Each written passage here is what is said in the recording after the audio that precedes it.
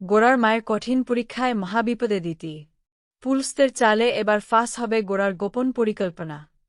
আমরা এমনটাই দেখতে পারব আজকের পর্বে। চলুন বিস্তারিত জেনে নেই। পুলস্ত ও গোরার মধ্যে দ্বন্দ্ব এখন চরমে।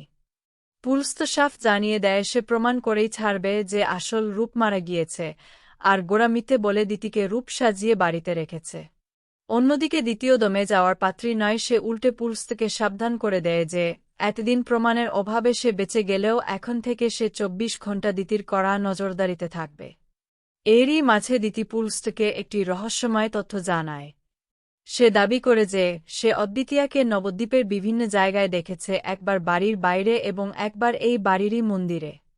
দিতির মুখে অদ্বিতীয়ার কথা শুনে পুলস্ত বেশ অবাক হয়ে যায়, কারণ এই তথ্যের পেছনে কোনো গভীর রহস্য লুকিয়ে থাকার আভাস পাওয়া যায়।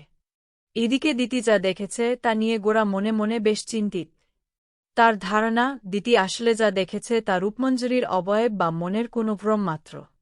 তবে গোরার মতে অদ্বিতীয়ার বিষয়টি পুলস্তের সামনে বলা দিতির একদম উচিত হয়নি, কারণ এতে বিপদ আরও বাড়তে পারে।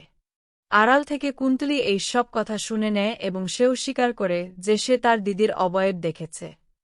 কুন্তলী দেরি না করে পুরো বিষয়টি পুলস্তকে জানায়। সব শুনে পুলস্ত এক নতুন চক্রান্ত শুরু করে। সে স্থির করে এবার গোরার মাকে হাতিয়ার করেই সে দিতির আসল পরিচয় সবার সামনে আনবে।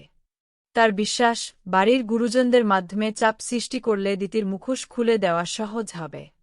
পরের দিন মহাপ্রভুর পুজোর শেষে এক কঠিন পরিস্থিতির সৃষ্টি হয়।